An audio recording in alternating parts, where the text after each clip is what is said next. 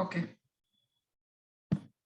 सो मेरे सवाल बहुत सारे आएंगे, तो आप लोग सब थोड़े अलर्ट रहिएगा, और मैं चाहूंगी कि आप लोग या तो चैट बॉक्स में अपने जवाब लिखें, या फिर आप अनम्यूट करके बोल सकती हैं ताकि सब लोग सुन सके। Is that okay, right? Okay, तो जैसा कि आज का विषय है फियर, तो मैं एक छोटी सी एक रियल लाइफ स्टोरी से इसका प्रारंभ करूंगी। आपको एक स्टोरी सुनाती हूँ, और उसमें फिर हम उसके उसके साथ हम थोड़ा आगे बढ़ेंगे। ऑल राइट, सो मैं एक छात्रा की स्टोरी बताती हूँ जो रियल स्टोरी है। एक छात्रा थी जो नीट के एग्जाम क्लियर करने थे उसको, मेडिकल के एग्जाम देने थे उसको। क्योंकि एग्जाम देने थे, एग्जाम का प्रेशर था सर के ऊपर, और एक साल उसने परीक्षा दी, वो परीक्षा क्लियर नहीं कर पाई।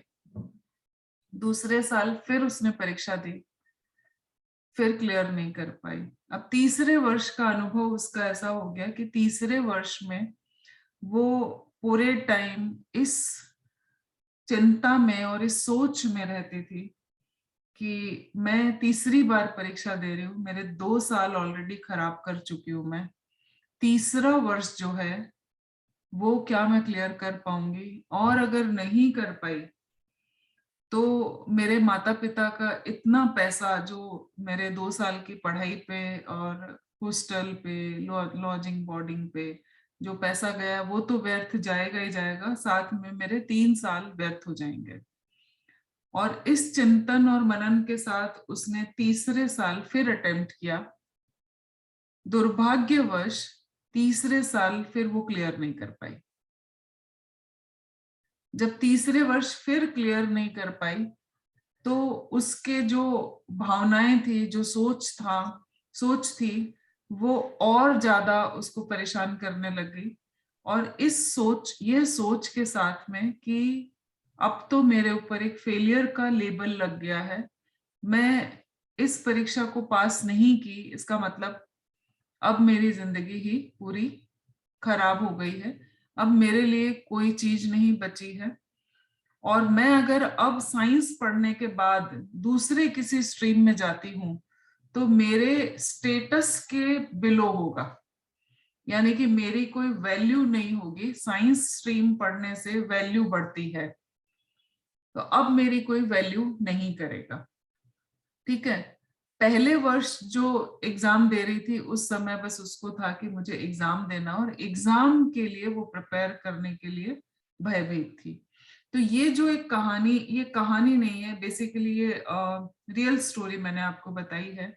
उसके आगे की घटना अभी नहीं बता रही क्योंकि हमारा कोई रेलेवेंस नहीं है इसमें। तो मुझे आप लोगों से ये जानना है कि ये जो बच्चे की स्टोरी थी, इस स्टोरी में आपको क्या एलिमेंट महत्वपूर्ण लग रहा है? कौन से ऐसे इमोशंस है जिसकी वजह से वो परेशान है? कौन सी ऐसी सोच है जिसकी वजह से वो परेशान है? आप लोग सब प्लीज अपने अपने आंसर या तो चैट बॉक्स में लिखें या फिर आप अनम्यूट करके बताएं मुझे क्या क्या कंपोनेंट आपको दिख रहे हैं यहाँ पर। मैं समझती हूँ उसने मन में ये अब जो बना लिया था कि केवल साइंस स्टूडेंट हूँ, अब मेरा दूसरी स्ट्रीम में जाना बिलो स्टेटस हो जाएगा। That was not the right thought. Okay, तो वो थॉट लेवल पर है कि अब दूसरे स्ट्रीम में जाना मेरा उचित नहीं होगा। ओके, दुर्गा जी लिख रही है सोशल स्टेटस। सोशल स्टेटस का मीनिंग यहाँ पर आप बताएंगे दुर्गा? लोग क्या कहेंगे? लोग क्या कहेंगे, यस। और लोग क्या कहेंगे का प्रेशर जो है वो किस प्रकार आता है लोगों पे। ठीक है, और कोई किसी का रिस्पॉन्स? वो जो सोच रही थी वही यूनिवर्स उसको दे रहा था, प्रतिभा वो जी। अट्रैक्ट कर रही थी यूनिवर्स से वही चीजें। अच्छा, ये कॉस्मिक एनर्जी की बातें करने लगी ओके, ठीक है। इसके अलावा फियर ऑफ रिपीटेड फेलियर, साधना जी का कहना है जैसे भाव वैसे श्राव। ओके। और फैमिली का प्रेशर भी बहुत है कि फैमिली ने मेरे ऊपर इतना जो लगाया है, मेरे पेरेंट्स ने, अब उनका क्या होगा। जी बिल्कुल। किसी का आवाज पीछे से आ रही है। हाँ, नो मेंटल सपोर्ट और परिवार का प्रेशर ज्यादा था, जैसा कि एक रिस्पॉन्स आया है। फियर ऑफ पासिंग एग्जाम, ठीक है, ये फियर ऑफ पासिंग एग्जाम ये एक बहुत इम्पोर्टेंट यहाँ पर एलिमेंट निकल कर आया है कि फियर जो है एग्जाम पास करने का एक फियर था, जो कि पहले वर्ष में था। वेरी गुड पायल जी। शुरू में पॉजिटिव थी कि मैं दे सकती हूँ एग्जाम, फिर धीरे धीरे उसका पॉजिटिव कम होता जाता है और लास्ट में वो एकदम निगेटिव लेवल पे पहुंच गई। ओके जी जी, ठीक है। और इसी के कारण एग्जाम देने के लिए वो तैयार नहीं है अभी। Right right. हाँ, इंफीरियरिटी कॉम्प्लेक्स भी हो सकता है। इंफीरियरिटी कॉम्प्लेक्स अब धीरे धीरे उसमें अब डेवलप हो गया। इंफीरियरिटी कॉम्प्लेक्स हो, इंफीरियोरिटी कॉम्प्लेक्स। ओके, ठीक है।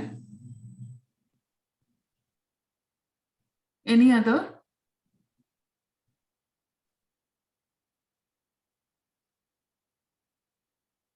ओके, तो इसमें जो कंपोनेंट था, मैं इमोशन और थॉट लेवल की अगर मैं बात करूं तो इसमें जो पहले वर्ष था वो परीक्षा का फियर था कि मैं पास कर पाऊंगी या नहीं कर पाऊंगी। उस समय सिर्फ एक डर था, ठीक है। और जब वो डर से ओवरकम नहीं कर पाई, वहां पर उस डर को जीत कर आगे नहीं बढ़ पाई और फिर फेल हो गई, ठीक है। अब फेल सेकंड टाइम में फिर अटेम्प्ट उसने दिया, तो सेकंड टाइम में वो जो डर था पहले वाला, वो डर थोड़ा सा और बढ़ गया। और वो क्यों बढ़ा?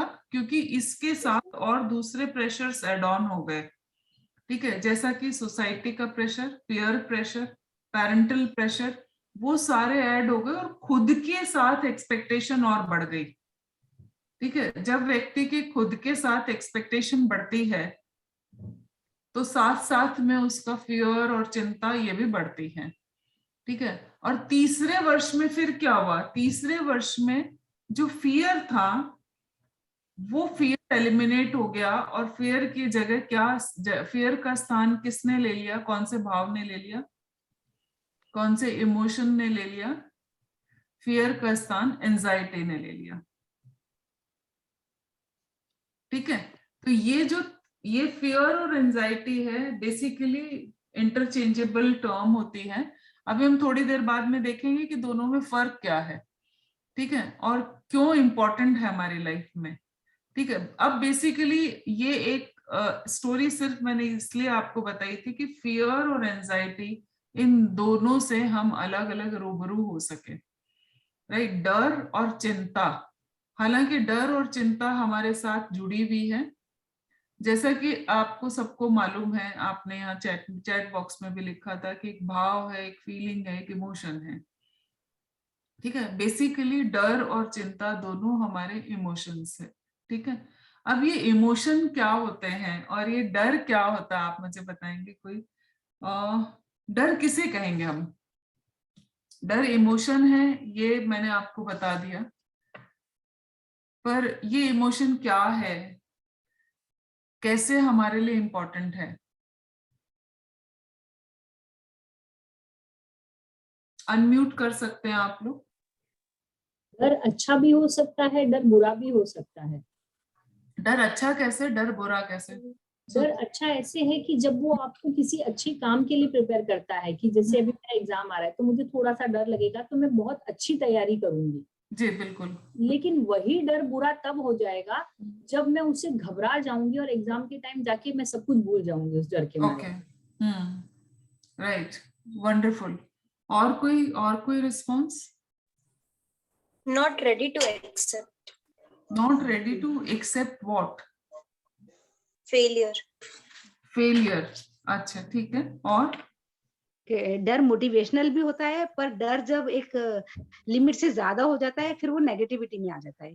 जी बिल्कुल, वंडरफुल, बहुत अच्छा बोला आपने। यस, और कोई रिस्पॉन्स? काफी सारे लोग जुड़े हुए हैं यहाँ पर। कोई भी काम करते हैं ना तो इसमें कुछ गलत हो जाएगा, ये जो थॉट होता है कि कहीं कुछ गलत ना हो जाए, मतलब we want to do everything perfectly, accept नहीं करते हैं कि कुछ गलत हो जाएगा तो इट्स ओके, नेक्स्ट टाइम उसको करेक्ट कर सकते हैं। तो उस चीज का डर रहता है कि हर चीज करेक्टली करना है, कुछ गलत नहीं हो जाना चाहिए। ये तो ये सारी चीजें डर को प्रभावित करने के कारक हो गए कि डर कैसे उत्पन्न होता है ना? डर क्या होता है? Expectation level. हाँ, ये भी एक कारक है डर को प्रभावित करने वाला। और तो डर क्या होता है, तो ऐसे हो सकता है कि डर एक इमोशन है जिसे हम फील करते हैं हर एक सिचुएशन में। जब भी हम कुछ नया करने जाते हैं तो हम उस इमोशन को फील करते हैं, जिससे कि हमारी एक्टिविटी प्रभावित होती है। अभिलाषा जी ने काफी ठीक बोला है। ओके, डर इमोशन हम सब जानते हैं, जैसा कि मैंने पहले बोला। डर जो है बेसिकली एक इंटेंस इमोशन है जो किसी इमीडिएट थ्रेट से इन्वॉल्व होता है। इमीडिएट थ्रेट से, उसके भाव से या उसकी आकांक्षा से उत्पन्न होता है, ठीक है। और ये जो अलार्मिंग रिएक्शन देता है बॉडी को, अलार्मिंग रिएक्शन मतलब कि बॉडी को ये इसके लिए तत्पर करता है, ईदर यू कैन फ्लाइट और यू कैन फाइट, ठीक है। जैसे फाइट और फ्लाइट रिस्पॉन्स आपने सुना होगा, ठीक है। फियर, जब जैसे ही फियर आता है, बेसिकली हमको उसके पहले हम समझें कि इमोशन क्या है। इमोशन हमारे नेविगेटर्स हैं, सारे इमोशंस, है ना। मैं थोड़ी सी इमोशन के ऊपर आपसे बात करना चाहूंगी कि फियर के अलावा और कौन कौन से इमोशंस होते हैं, क्या कोई बता सकता है? फियर के अलावा और कोई इमोशन मालूम है सबको? Love, hatred, hate, jealousy, yes, wonderful. क्रोध, जेलसी, सैडनेस, डिप्रेशन, ठीक है, एंजाइटी, एंगर,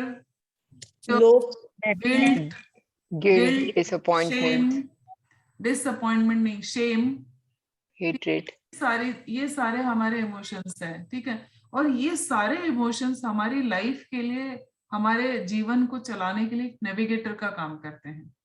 नेविगेट करते हैं हमको कि हमको कैसे रिस्पॉन्स करना है, कौन सी सिचुएशन में कैसे डील करना है। तो हर इमोशन हमारे लिए वस्तु स्थिति के हिसाब से, स्थिति के हिसाब से हमें नेविगेट करता है, राइट। और इमोशन जनरेट कैसे होते हैं, कैसे हम इमोशंस की, अभी जैसे हम बात कर रहे हैं, तो इमोशन का चक्र जो होता है वो कैसे चलता है, हम 2 मिनट के लिए उसकी बात करेंगे। जैसे अभी सब लोग है ना थॉट के बारे में बात कर रहे थे। इनफैक्ट मैंने भी जब वो स्टोरी सुनाई तो उसके थॉट्स के विषय में बात की थी मैंने, ठीक है। थॉट मतलब कि ये विचार था, ये विचार था, वो ये सब सोच रही थी, लोग क्या कहेंगे, पास होंगी या नहीं होंगी, मेरे ऊपर इतना प्रेशर है, ठीक है। ये सारे क्या है उसके, ये सारे विचार है, ठीक है। और जब व्यक्ति किसी भी, ये विचार जो है कैसे आते हैं, मस्तिष्क में पहले विचार आता है। मैं एक ट्रायंगल अगर ऐसे बनाऊं तो ऊपर यहाँ विचार रहते हैं, ठीक है। और ये विचार कैसे आएंगे, क्या अपने आप विचार आते हैं? थॉट फैक्ट्री 24/7 फैक्ट्री है, ये सबको मालूम है, ठीक है। और औसतन एक दिन में एक व्यक्ति के मन में 60 से 70 हजार विचार आते हैं, ठीक है। अब ये विचार कहाँ से प्रभावित होकर आते हैं? विचार को प्रभावित करने वाले कारक कौन होते हैं? एक तो सिचुएशन, ठीक है, स्थिति, परिस्थिति, हमारे पास्ट एक्सपीरियंसेस, मतलब हमारे पूर्व के अनुभव कि फला व्यक्ति के साथ ये अनुभव अच्छा नहीं था, हमारी पास्ट मेमोरीज, ठीक है, वो रहती है। करंट इवेंट्स, ऑब्जेक्ट और पर्सन, ये मुख्य कारक रहते हैं जो विचारों को प्रभावित करते हैं। और जैसे ही विचार आते हैं, विचार के साथ साथ जो आप ट्रायंगल का ये हिस्सा देखते हैं, तो यहाँ विचार है, तो यहाँ आते विचार और फीलिंग, ये फ्रैक्शन ऑफ सेकंड्स में हमारे यहाँ रिएक्शंस होते हैं, एक्शंस होते हैं, रिस्पॉन्सेज आते हैं, ठीक है, एकदम से एक्टिवेट होती है ग्लैंड्स और उसी तरीके का हमको एक इमोशन या फीलिंग हमारा रिलीज होता है, इमोशन रिलीज होता है, और ये जब दोनों मिल जाते हैं तब ये व्यवहार होता है, ठीक है। जब तक कोई थॉट नहीं आएगा तब तक हम कुछ फील नहीं करेंगे तो हम व्यवहार नहीं करेंगे, और ये दोनों नहीं तो हमारी जिंदगी कैसे हो गई, एक रोबोट जैसे हम बन जाएंगे, बिल्कुल रोबोटिक बिहेवियर हो जाएगा, राइट। तो इसको देखने के लिए अब हम वापस से डर की ओर चलते हैं। तो ये तीनों चीजें हमारे साइमल्टेनियसली एक साथ वर्क करती हैं। लाइक मुझे अभी पानी पीना है, मैं एक बहुत छोटा सा बेसिक नीड का एग्जांपल देती हूँ कि पानी पी रही हूँ, और आप सब भी देखिए, क्या हम ऐसे ही पानी पी लेते हैं? पानी पीने के लिए भी कुछ विचार आता है, कुछ फील होता है हमको कि गला सूख रहा है, हाँ, प्यास लग रही है, और उसके बाद हम ये व्यवहार करते हैं कि हम पी लें, ठीक है। ऐसे ही भोजन के लिए भी हमें लगता है भूख लग गई, फील होता है, विचार आता है कि अब खाना खा लिया जाए या समय हो गया खाने का, हम खा लें, उसके बाद आप व्यवहार करते हैं, क्रिया करते हैं, ठीक है। तो ये तीनों चीजें साइमल्टेनियसली चलती है और एक के बाद ये क्रिया एक दूसरे को प्रभावित करती है, राइट। अब हम वापस अगर हम डर की ओर आ जाए, मान लीजिए परीक्षा का ही हम एक वापस एग्जांपल लेते हैं, उदाहरण लेते हैं कि परीक्षा आई है, ठीक है, कल मुझे परीक्षा देनी है, ठीक है, और मुझे उसका डर रहा, जैसे कि अभी किसी ने रिस्पॉन्स दिया था कि कल परीक्षा की चिंता है मुझे और डर है, पर वो डर अगर मुझे परीक्षा की तैयारी के लिए प्रेरित कर रहा है और उससे मोटिवेट होकर मैं परीक्षा की तैयारी कर रही हूं, तब तक वो इमोशन हमारे लिए कैसा है, हमारे लिए हेल्पफुल है, सहायक इमोशन है, ठीक है। लेकिन वो डर जो है इतना बढ़ गया कि मैं परीक्षा की तैयारी पर फोकस ही नहीं कर पा रही हूँ, मैं उसके रिजल्ट को लेकर बहुत ज्यादा चिंतित हूँ, और मेरे मन में पूरे समय ये विचार चल रहे हैं, पता नहीं, मुझे याद तो कर रही हूँ, याद रहेगा या नहीं रहेगा वहां पे, अभी बैठ तो रही हूँ पर याद रहेगा या नहीं रहेगा मुझे पता नहीं, पास होंगी या नहीं होंगी पता नहीं, फला के नंबर ज्यादा आ गए तो क्या होगा, मेरी तो इज्जत ही नहीं रहेगी कोई, एक्सेट्रा एक्सेट्रा। ये सारे विचार अगर मेरे मन में चल रहे हैं, उसके बाद मैं पढ़ने बैठती हूँ, तो क्या मैं पढ़ाई पे फोकस कर पाऊंगी? नो, नहीं ना, मैं बिल्कुल भी पढ़ाई पे फोकस नहीं कर पाऊंगी, और वो जो इमोशन है डर वाला, क्या वो उस समय मेरे लिए सहायक इमोशन के रूप में काम करेगा, हेल्पफुल रहेगा? नो, नॉट एट ऑल रहेगा ना। तो अब हमको यहाँ पर थोड़ा सा दोनों के बीच में फर्क देखना है। वो चिंता का रूप ले लेता है, अगर मैं डर के पढ़ रही हूं वो मेरे लिए सहायक है, लेकिन जहां मैं डर के पढ़ नहीं रही हूँ, मेरी प्रोडक्टिविटी किल हो रही है, मैं फ्यूचर में ज्यादा इंडल्ज हूं, तो वो इमोशन जो है वो मेरे लिए अनहेल्पफुल हो जाएगा।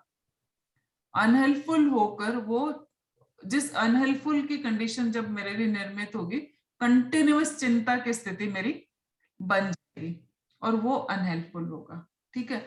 तो मेरा कहने का मतलब ये है कि जो फियर होता है वो हेल्पफुल होता है, ठीक है, प्रेजेंट पर फोकस करता है। प्रेजेंट पर फोकस करने का मतलब क्या है कि मुझे आज परीक्षा देनी है और मैं उसकी तैयारी कर लूं, और मैं तैयारी पे फोकस करूंगी, ना कि उसके रिजल्ट पे, ठीक है। और वहीं एंजाइटी जो होती है वो क्या करती है, एंजाइटी फ्यूचर ओरिएंटेड होती है। आप देखिए कि जितने भी स्टेटमेंट हम देखते हैं, हम दोनों के स्टेटमेंट देखते हैं, थोड़ा सा फियर और एंजाइटी के स्टेटमेंट्स क्या होंगे। मैं अगर आपसे कहती हूँ कि अरे आज है ना मुझे सेशन लेना है, मुझे बहुत डर लग रहा है, ये मेरा एक स्टेटमेंट है, ठीक है, मुझे बहुत डर लग रहा है। अगर आप मुझे पूछे कि क्या डर लग रहा है, पता नहीं मैं कैसे जस्टिस कर पाऊंगी या नहीं कर पाऊंगी, या मैं आज बहुत ज्यादा ऑक्यूपाइड थी, मैंने 1 सेकंड के लिए भी ब्रश अप नहीं किया है, मैं ठीक से कर पाऊंगी या नहीं कर पाऊंगी, मुझे डर लग रहा है, बट हाँ मैं कर लूंगी। ठीक है, अब दूसरा स्टेटमेंट हम देखते हैं कि पता नहीं मेरे बारे में लोग क्या सोचेंगे अगर मेरा बिगड़ गया तो, मैं ठीक से नहीं बोल पाई तो, पता नहीं आगे क्या होगा, और मैं अगर चुप हो गई, बिल्कुल भूल गई तो, मुझे कुछ समझ में ही नहीं आया तो मैं क्या करूंगी, क्या कहेंगे सब मेरे बारे में, क्या सोचेंगे, मेरी तो कोई वैल्यू ही नहीं करेंगे फिर। ये क्या हो गई, मैंने सारे स्टेटमेंट किसमें, कौन से टेंस में बोले, फ्यूचर टेंस में। सारे स्टेटमेंट्स फ्यूचर टेंस में आते हैं। मम्मी पापा क्या सोचेंगे, XYZ क्या कहेगा, लोग क्या कहेंगे, ठीक है, मुझसे होगा या नहीं होगा, वो गाड़ी लेकर गया है, एक्सीडेंट हो गया तो, गिर ही जाएगा, चोट लग जाएगी, नहीं नहीं खेलने नहीं जाना, चोट लग जाएगी। ये सारे स्टेटमेंट्स कहाँ, कौन से टेंस में आ रहे हैं, सारे के सारे फ्यूचर टेंस में आ रहे हैं। तो एंजाइटी जो है वो फ्यूचर से रिलेटेड, फ्यूचर के घटनाओं से, जो हम एंटिसिपेटरी, जो हमारे डर रहते हैं, जो हम जिससे धारणा बनाते हैं, हम मानते हैं कि ऐसा होगा, ठीक है, उससे रिलेटेड एंजाइटी होती है। जबकि फियर वो होता है कि मेरे सामने है और मुझे उससे ओवरकम करना है। और जब तक फियर नहीं होगा तब तक हमारी बॉडी, हमारा ये कंप्यूटर हमें रेडी ही नहीं करेगा उस फियर का सामना कैसे करना है तुझे।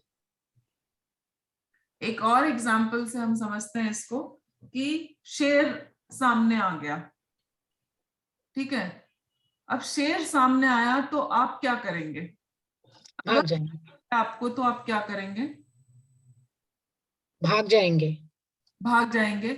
और डर नहीं है तो क्या करेंगे, फेस करेंगे, खड़े रहेंगे उसके सामने, खड़े रहेंगे उसके सामने, ठीक है। और शेर क्या करेगा, खड़े रहेंगे तो खा जाएगा। आगे के सारे स्कोप खत्म, ठीक है, आगे के लिए कुछ नहीं बचेगा। उसको कंट्रोल में लाने की कोशिश करेंगे। हाँ, मतलब देखिए, वेरी गुड, कंट्रोल में लाने की कोशिश करेंगे, या तो हम उससे फाइट करेंगे या हम भाग जाएंगे।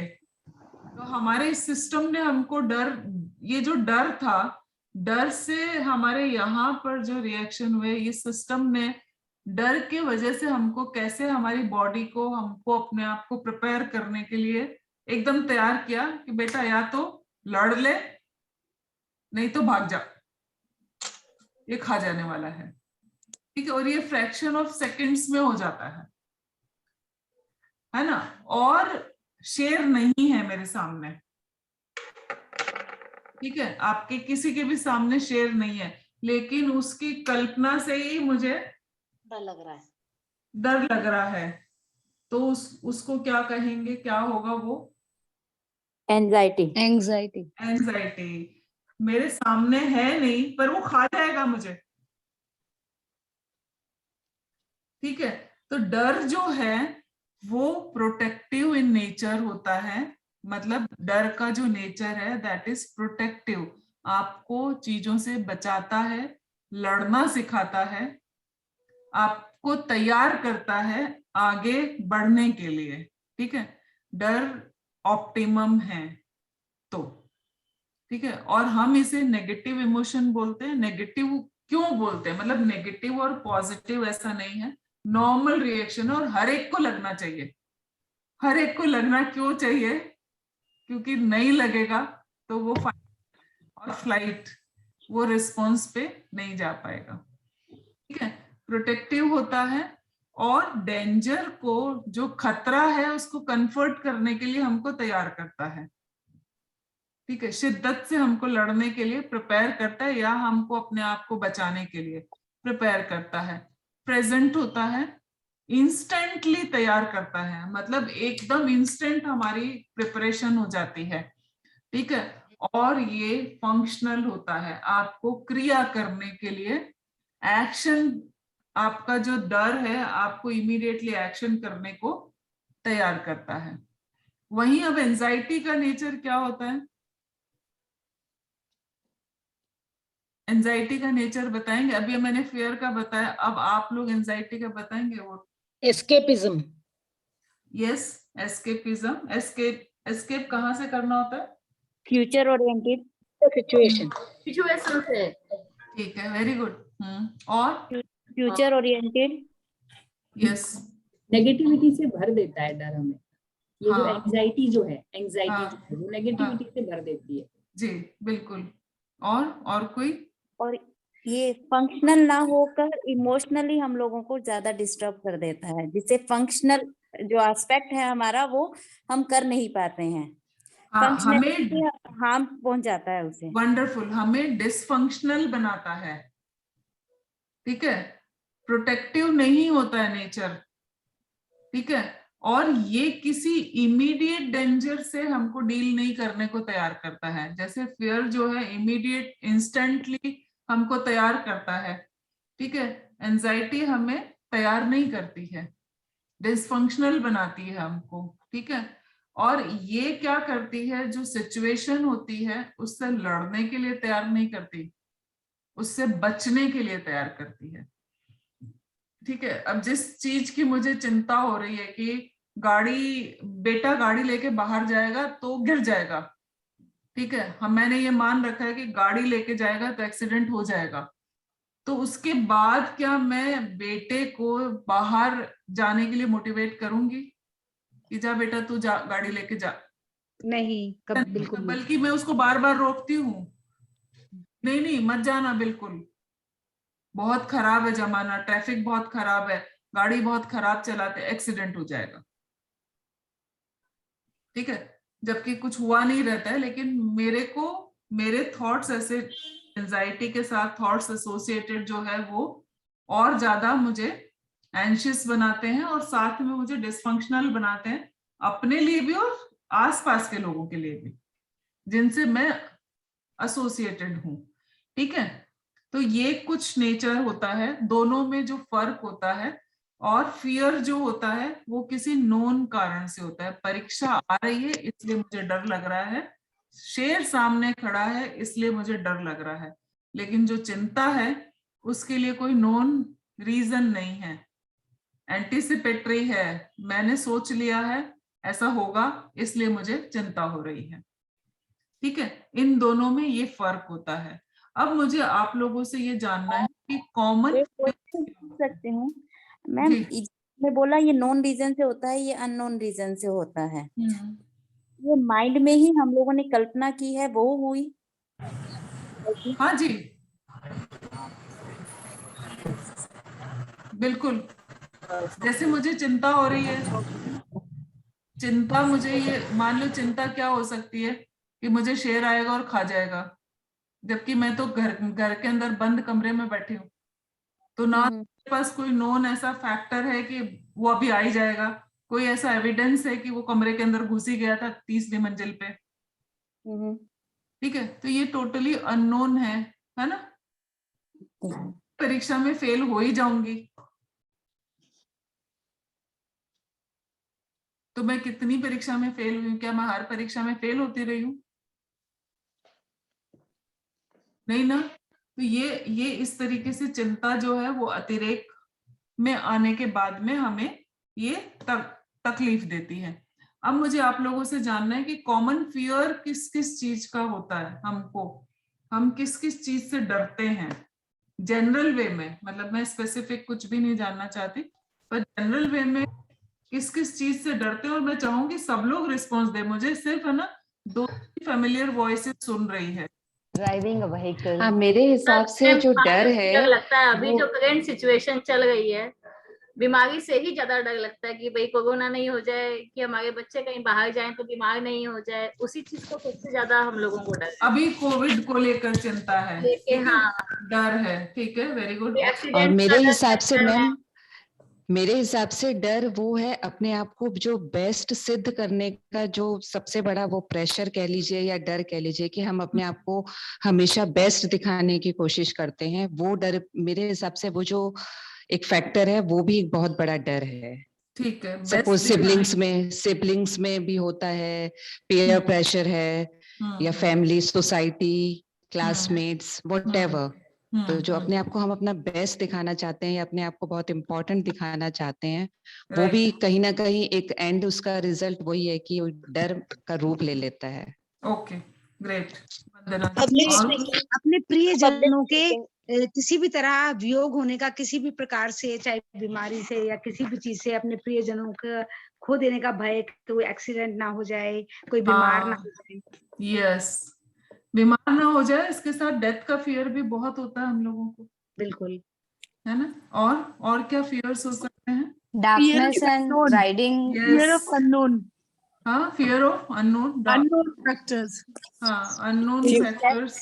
इंसेक्ट्स का भी फियर रहता है काफी। यस, हाँ, इंसेक्ट्स का, फियर ऑफ फाइनेंशियल लॉस। हाँ, दो आवाज एक साथ मैं प्रोसेस नहीं कर पाती हूँ। Fear of height and water. हाँ, yes, wonderful, height and water. हाँ, ठीक है। छोटी सी जगह, एनक्लोज। जी, public speaking. Yes, public speaking.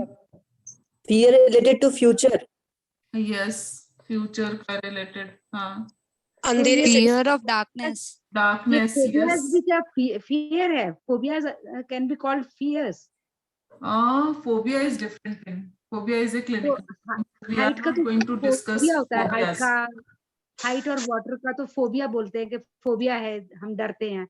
देखिए, फोबिया बहुत क्लिनिकल टर्म होती है, हम अभी उसको डिस्कस नहीं करेंगे। पानी का भय होता है, जैसे मुझे बहुत भय था कि मैं पानी में नहीं जाऊंगी, ये मैं अपना बता रही हूँ। एक्चुअली में आई हैड सीवियर फियर कि पानी में नहीं जाना है मुझे, ठीक है, और मुझे ऐसा लगता था कि पानी में गई तो मैं डूब जाऊंगी, ठीक है।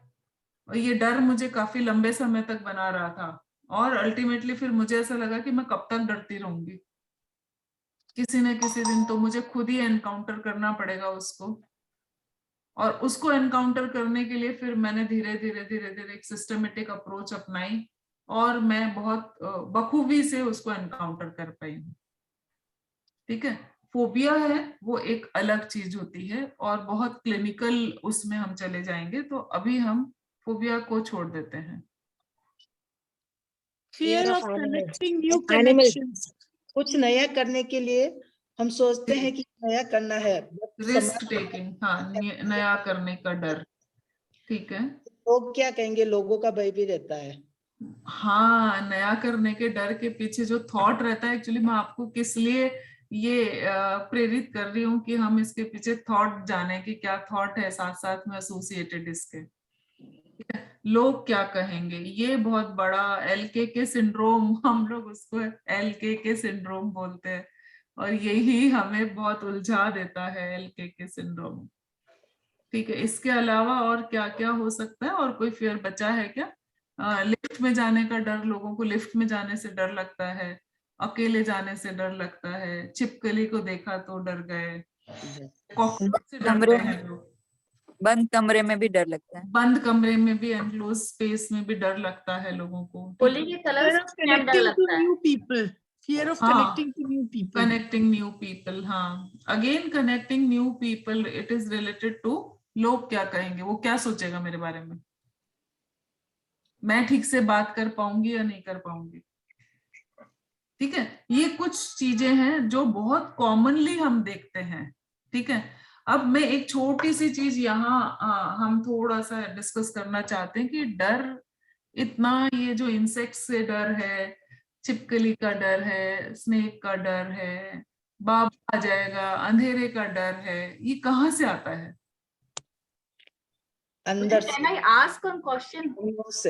लेटर, जब आप लिख लीजिए अपने पास क्वेश्चन, जब हमारी बात फिनिश हो जाएगी तो we will have 5 to 7 minutes for question answer, okay.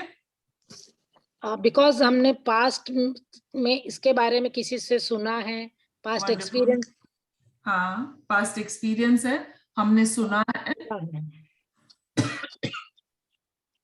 बचपन से ये चीजें हमारे दिमाग में सेट हो गई है, हमें कर दी गई है, हम एनवायरनमेंट से रिसीव कर रहे हैं, है ना, थ्रू सम सोर्सेस, कि हम शुरू में हम बच्चों को बोलते देखो बाबा आ जाएगा, वहां नहीं जाना, अंधेरे में बंद कर दो, वहां भूत है, ठीक है, ये बाबा आ जाएगा, भूत आ जाएगा। अच्छा, मैंने तो यहाँ तक देखा है कि बच्चों को हम ये धमकी भी देते, पुलिस पकड़ के ले जाएगी। कुछ बच्चों को पुलिस से इतना डरते हुए देखा है, डॉक्टर सुई लगा देगा, ठीक है। तो ये क्या है, ये कुछ चीजें हैं जो हम देते हैं, इम्पोज करते हैं, हम बताते हैं बार बार कि बेटा तुझे इससे डरना है, इससे डरना है, इससे डरना है, और वो एक आध जो अनप्लेजेंट एक्सपीरियंस होता है उस एक्सपीरियंस को वो अपने आप के अंदर खूब अच्छे से घर कर लेता है।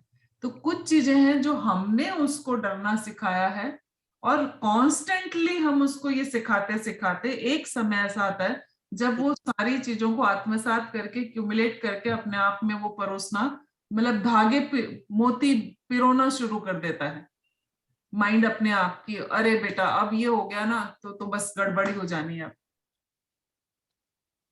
ठीक है। तो हमें अब यहाँ क्या करना चाहिए, जो शुरू में जो हम डर बच्चों में डालते हैं वो डर कैसा होना चाहिए, ये सारे डर हमको डालने चाहिए उनको, क्योंकि आप सब लोग ट्रेनर हैं, मैं इसलिए इस एंगल पे भी बात करना उचित समझ रही हूँ। नहीं डर हमें बच्चों को बिल्कुल भी नहीं डालना चाहिए, हमारे पेरेंटिंग प्रैक्टिसेस में भी डर नहीं डालना चाहिए, ठीक है, कि बाबा आ जाएगा, बाथरूम में बंद कर दो, अंधेरे कमरे में डाल दो, ठीक है, भूत आ जाएगा। तो ये सब एनिमेटेड वो हमने बनाए हुए सारे उपकरण हम बच्चों को सिखाते हैं। दूसरा एक डर होता है डेथ का डर, ये बहुत कॉमन है, बहुत सारे क्लिनिकल उसमें हम देखते हैं कि डेथ से बहुत डरते हैं लोग। डेथ से क्यों डरते हैं, डेथ से क्यों डरते हैं, हम उसको फियर ऑफ डेथ को हम डिटेल में डील नहीं करेंगे, लेकिन क्या होता है कुछ इस वैल्यूज हमारी डेथ के साथ जोड़ते हैं और स्टोरीज हम सुनाते हैं, और कुछ रियल लाइफ एक्सपीरियंसेस हो जाते हैं, ठीक है, उसके बाद उसको डर अपने आप बैठ जाता है। बीमारी का डर, अभी कोविड का डर है, जायज है डर, क्योंकि ये डर नहीं होगा तो आप सेफ्टी मेजर्स कुछ भी नहीं लेंगे, ठीक है, आने दो कोविड को, देखते हैं क्या होगा, तो वो आएगा और लेके चल देगा। तो वो डर ऑप्टिमम है, जहां तक आपको प्रिपेयर करता है कि मुझे सैनिटाइज करना है, हाथ धोना है, बार बार डिस्टेंसिंग मेंटेन करनी है, मास्क पहनना है, पब्लिक प्लेस में नहीं जाना है। आप जब तक ऑप्टिमम लेवल पर ये कर रहे हो तब तक वो आपके लिए सपोर्टिव है। जब आप उसका एंटिसिपेटरी जो आपके थॉट्स है वो ऐसे हैं कि भाई अब तो बिल्कुल हिलना ही नहीं, सारे के सारे सब घर में पैक हो जाओ, बिल्कुल कोविड आ ही जाएगा, अच्छा डेथ हो ही जाएगी, कोविड होते ही लोगों डेथ को बिल्कुल एंटिसिपेट करते हैं। हॉस्पिटल आप देख रहे हो सेकेंड वेव में कितना पैनिक था, ठीक है, कितना ज्यादा पैनिकनेस था। क्यों पैनिकनेस था, क्योंकि कोविड होते ही हम बहुत ज्यादा पैनिक हो रहे थे कि अब तो रेमडेसिविर भी चाहिए, अब तो ऑक्सीजन भी चाहिए, अब तो स्टॉक भी चाहिए, ये भी चाहिए, और उस पैनिकनेस ने होर्डिंग इतनी बढ़ा दी कि जो जिनको वास्तव में जरूरत थी उन्हें नहीं मिला। तो हमें ऑप्टिमम ढंग से उसको देखना है, ठीक है। अब मैं आप लोगों से एक रिक्वेस्ट करूंगी कि एक बार के लिए आप आंख बंद करें, सब लोग एक कंफर्ट पोजीशन में बैठें, और हम अपने अपने डर को जरा सा देखेंगे, क्योंकि डर तो हम सबके पास है, ऐसा तो नहीं है कि हमारे किसी के पास डर नहीं है, ठीक है, डर हमारे सबके पास है।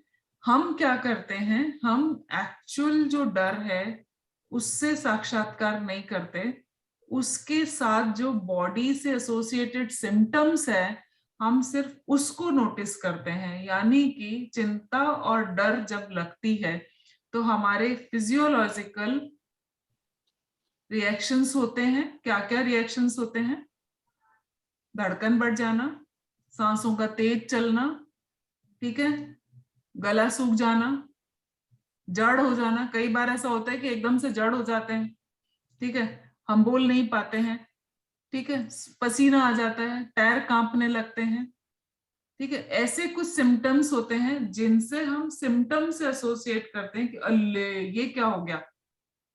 एक्चुअल जो डर है हम उसको छोड़ देते हैं कि मुझे क्या डरा रहा है, मैं क्या ऐसी चीज है जिससे मैं डर रही हूँ।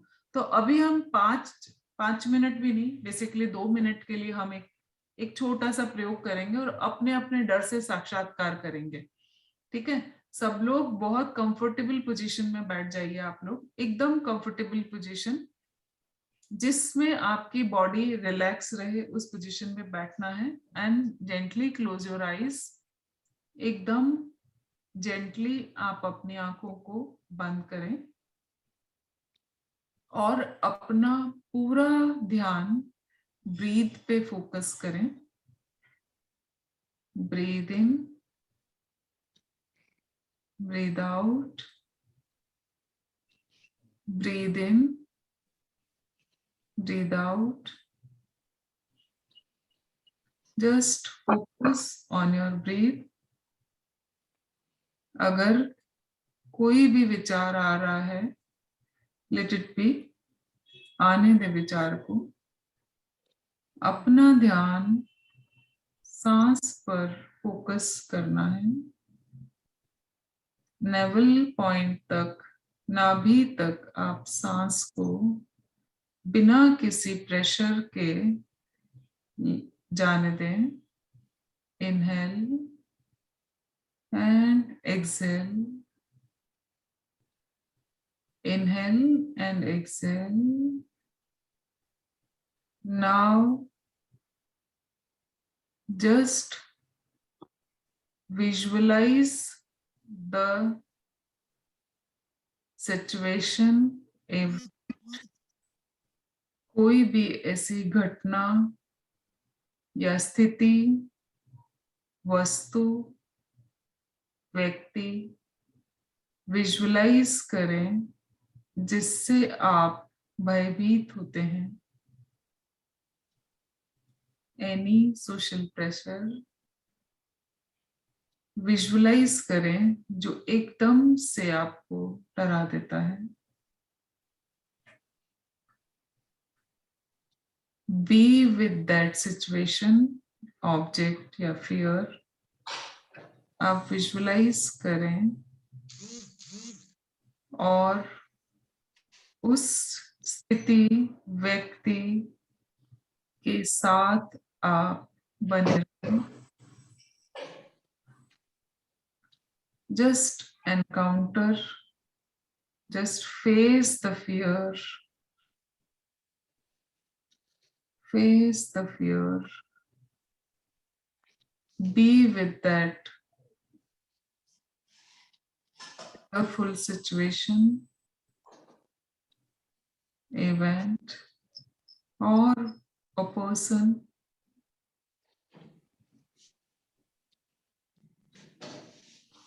And see how you are acting and reacting.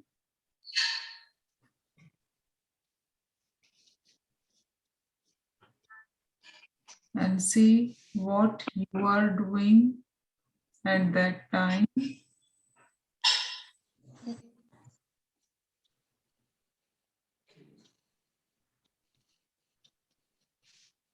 And whenever you are comfortable, take your focus back on your breath. वापस से अपना ध्यान ब्रीथ पर केंद्रित करें। Just inhale and exhale. And whenever you are comfortable, open your eyes.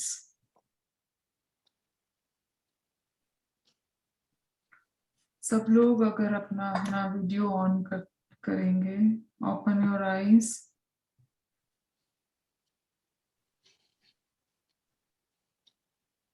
Comfortable हो जाएं तो आंखें खोलें एंड मुझे कोई एक या दो लोग अपना एक्सपीरियंस बताएं कि क्या एक्सपीरियंस रहा, उसके बाद में इसको डीब्रीफिंग हम करेंगे।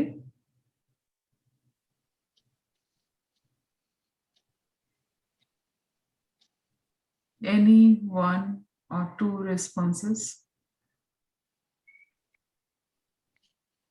Hello ma'am. हाँ, यस। मैं नीलम बोल रही हूँ सूरत से। मेरे एक्सीडेंट हुआ था 2 बार। हाँ। तो उसके कारण मुझे बाइक पे यानी पीछे बैठने में ही डर लगता है। तो मैंने भी वही आपने जो ये 2 मिनट का करवाया ना, उसमें मैंने वो सारे इंसिडेंट्स दोनों बार हुआ वो दोनों देखा। थोड़ा थोड़ा डर कम हुआ, लेकिन पीछे बैठती हूँ ना तो डर ही लगता है कि मैं वापस गिर जाऊंगी, कुछ हो जाएगा ऐसा।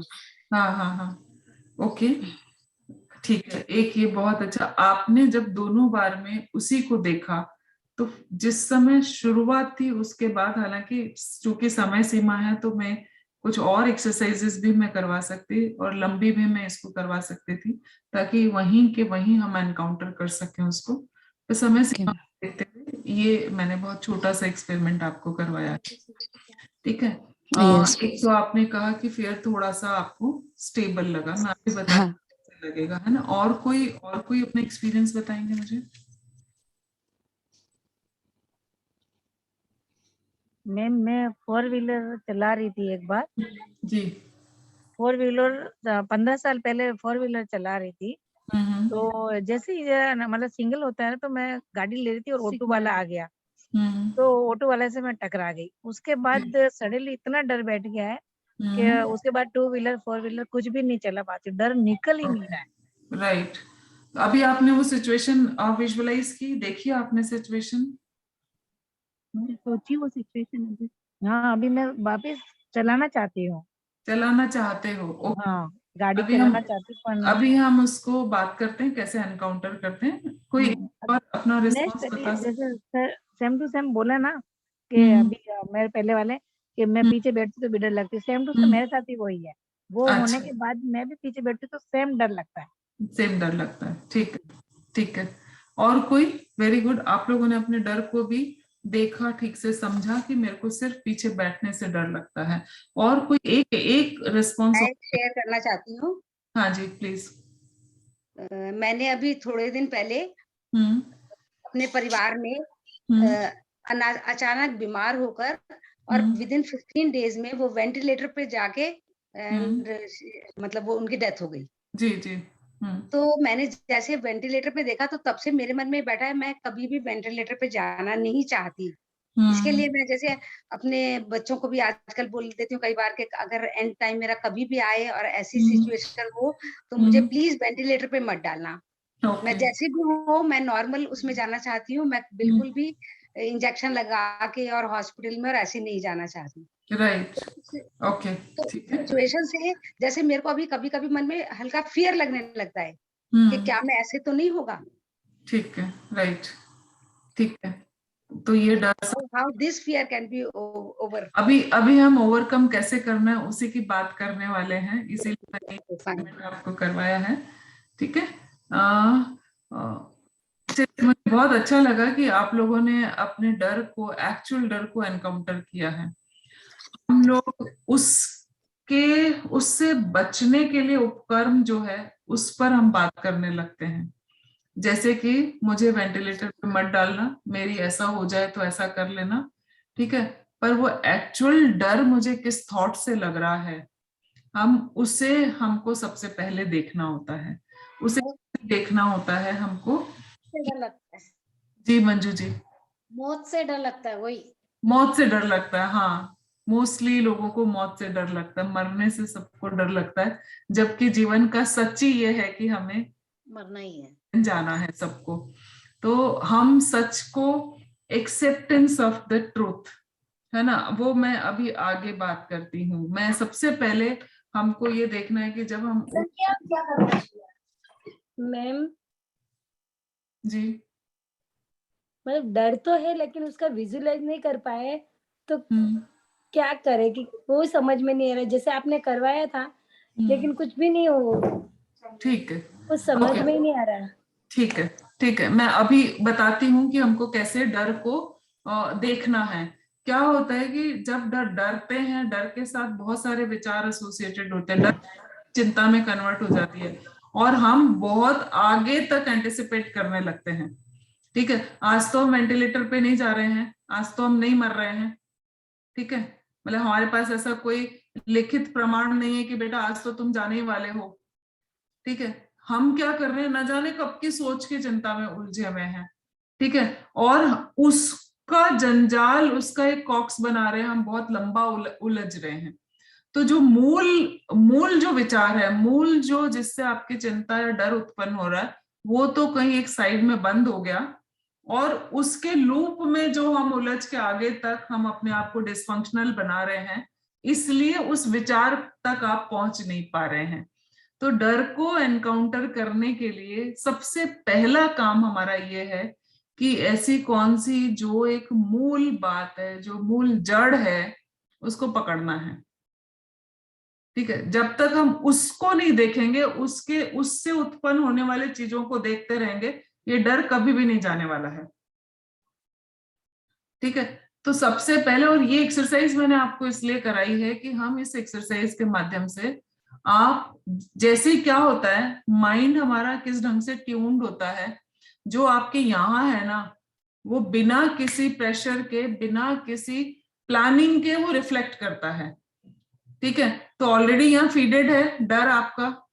ठीक है, तो जब आप ये एक्सरसाइज करोगे तो इमीडिएट आपके सामने विजुअल इमेजेस के रूप में आने लगता है, थॉट के फॉर्म में आने लगता है। आपने उसको देखना है, उसको अगर देख के आप वहां पर और लंबी एक्सरसाइज करना चाहो तो उसको एनकाउंटर करो। मैं बताती हूँ कैसे करना है उसको एनकाउंटर।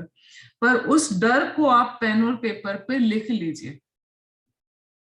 ठीक है, जैसे ही आप लिख लेते हैं तो आप पहला चरण उसका, डर को जीतने का, डर से जीतने का आप पहला चरण प्राप्त कर लेते हैं, क्योंकि आपने अपने एक्चुअल डर को देख लिया है कि हाँ मुझे इससे डर लग रहा है। अभी मान लीजिए मौत से डर लग रहा है, ठीक है, एक्सीडेंट से डर लग रहा है, तो हम डर का सामना कैसे करें अब हम। ठीक है, डर को एनालाइज करना है, डर को वर्बेटम लिख लेना कि मुझे इस चीज से डर लग रहा है, ये बात है, ये स्थिति है, इससे डर लग रहा है, ये उसके बाद आपको क्या करना है, उसके बाद हमको face your fear, second step. अब एक एग्जांपल मैं यहां से देती हूँ। आपने श्वान देखे होंगे, डॉगी जी, जब आप सड़क पे जा रहे हैं, गाड़ी से जा रहे हैं, तो अचानक आपकी गाड़ी जाती है, डॉगी क्या करते हैं, वो भागते हैं, वो पीछे पीछे आपकी गति के बराबर भागना चाहते हैं वो। ठीक है, और आप क्या करते हैं, आप गति और बढ़ा देते हैं, ये मुझे काट नहीं ले। ठीक है, लेकिन कभी उल्टा करके देखिएगा, जैसे ही आप गाड़ी रोकोगे, जहां आपकी गाड़ी को ब्रेक लगा वहां पर डॉगी जी को भी ब्रेक लग जाएगा। ठीक है, ये फियर बिल्कुल वैसे होता है, समझ रहे हैं आप मेरी बात को। जहां आपने फियर को पलट के देखना शुरू किया, ये आपके पीछे भागना शुरू कर दे, भागना बंद कर देगा। ठीक है, जितना आप डरोगे उतना ज्यादा डराएगा। तो जैसे आपने एनकाउंटर किया, just see the fear and face the fear, कि ठीक है बेटा, आज देखती हूँ क्या होता है, आज मैं गाड़ी चला के देखती हूँ क्या होता है। अब गाड़ी चला के देखने के लिए जो स्टेप्स होते हैं उसको थोड़ा ध्यान से सुन लीजिएगा। उससे क्या होगा, जैसे मेरा डर जो था, पानी का डर, बहुत बुरा डर था मुझे, तो उससे ओवरकम करने के लिए क्या किया मैंने, पहले मैंने पानी का नेचर, पानी के बारे में मैंने बहुत सारी स्टडी की। ठीक है, उसके बाद मैं स्विमिंग पूल पे जाकर दूर से लोगों को देखना शुरू किया। वो उपक्रम मेरा करीब 10-15 दिन चलते रहा था। ठीक है, स्विमिंग पूल पे डेली चली जाती थी और वहां जाके घंटों लोगों को बैठे देखती थी। फिर धीरे धीरे स्विमिंग पूल के दूर की बजाय मैंने पानी में पैर डिप करके बैठना शुरू कर दिया। उस पानी का प्रेशर, उस पानी का बहाव वो फील करना शुरू किया, घुटने तक, हिप्स तक, फिर धीरे धीरे बॉडी के इस पार्ट तक मैंने अपने आप को पानी में जैसे ही डुबाया। और एक दिन मुझे लगा है बेकार ही डर रही थी मैं, कोई मतलब ही नहीं डरने का, ये तो पानी से दोस्ती हो गई। ऐसे ही आप मौत का डर नहीं बोल रही थी, गाड़ी का डर, छिपकली का डर, लिजर्ड्स इंसेक्ट्स का डर, ये सारे डर आप उनसे ओवरकम कर सकती है। अगर मान लीजिए छिपकली से डरते हैं, कॉकरोच से डरते हैं, तो थोड़ा उसके पिक्चर्स देखिए, उसके बारे में स्टडी करिए कि भाई छिपकली अगर हाथ पे भी चढ़ गई तो आपकी जान नहीं ले लेगी, और जैसे ही आपको ये मैसेज आएगा ब्रेन में कि जान नहीं ले लेगी, आपका डर ऑटोमेटिकली चला जाएगा। ठीक है, तो एक ये तरीका होता है कि आप कुछ डर ऐसे होते हैं जिनको एनकाउंटर कर सकते हैं, जिनको फेस करके आप उनको चैलेंज करिए। ठीक है, अब जो सेकंड स्टेप होता है कि व्हाट वर्स्ट कैन हैपन, मैं परीक्षा से डर रही हूं जिसकी वजह से दे नहीं रही हूं, तो बुरा से बुरा क्या हो जाएगा मेरे साथ में। मुझे पब्लिक स्पीकिंग से डर लग रहा है, तो वर्स्ट से वर्स्ट क्या हो जाएगा मेरे साथ में। अगर ये आप सोच के देखें, जिनको पब्लिक स्पीकिंग से डर लग रहा है, जिनको इस बात से डर लग रहा है कि लोग क्या कहेंगे, मैं नया काम नहीं कर सकती, मेरी तो उम्र ज्यादा हो गई, अब मेरी कोई उम्र बची है क्या नया काम करने की, ठीक है, मेरे बच्चे क्या सोचेंगे मेरे बारे में। एक बार जरा जिनको ये डर है वो अपने आप से पूछ के देखो कि अगर मैं ये करती हूँ तो बुरा से बुरा मेरे साथ क्या होगा। अब मुझे बताइए बुरा से बुरा क्या हो सकता है। जिनको समाज का डर है, लोगों का डर है, पब्लिक स्पीकिंग का डर है, परीक्षा का डर है, क्या हो सकता है बुरा से बुरा। कोई एक या दो रिस्पॉन्स दे मुझे।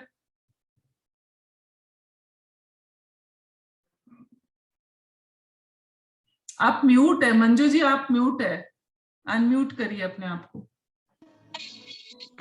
परीक्षा दे रहे हैं तो ज्यादा से ज्यादा फेल होंगे, उससे आगे तो कुछ नहीं होगा। अच्छा, जब फेल होंगे तो क्या जिंदगी खत्म हो गई? नहीं, जिंदगी सीमित है? नहीं, जिंदगी एक साल में तो सीमित नहीं है। नहीं। अगर फेल हुए तो हम ये सीखेंगे कि भाई फेल क्यों हुए थे हम, क्या वजह थी, क्या ऐसी कमी रह गई, तो आगे की तैयारी भी कर पाएंगे। तो वर्स्ट केस सिनेरियो अगर हम एज्यूम कर ले, जैसे आप एज्यूम कर लोगे, डर आपका ऑटोमेटिकली चला जाएगा।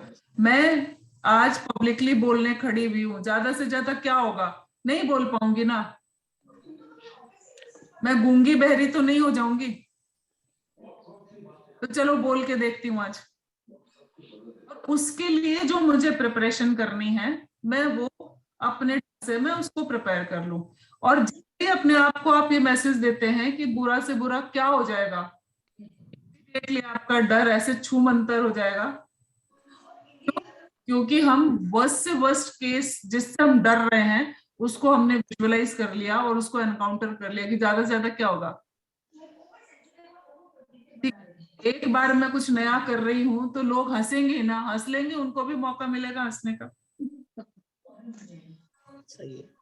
ठीक है, जिस दिन ये कर लिया आपका डर खत्म। तो सेकंड स्टेप, थर्ड स्टेप होता है एनालाइज। फर्स्ट देखिए, face the fear, worst possible outcome आप एनालाइज कर लें कि वर्स्ट आउटकम कुछ जगह पर हो सकता है।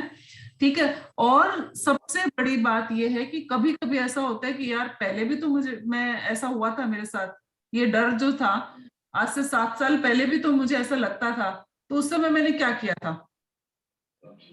थोड़ा सा माइंड स्टेबल होगा तो आप ये भी एनालाइज कर सकते हैं।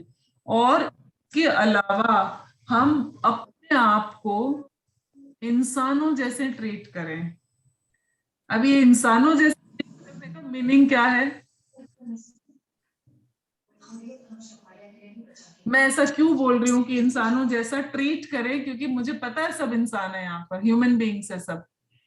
तो मैं फिर क्यों बोल रही हूँ आपको इंसानों? मैम ये टेंडेंसी है मिस्टेक्स करना।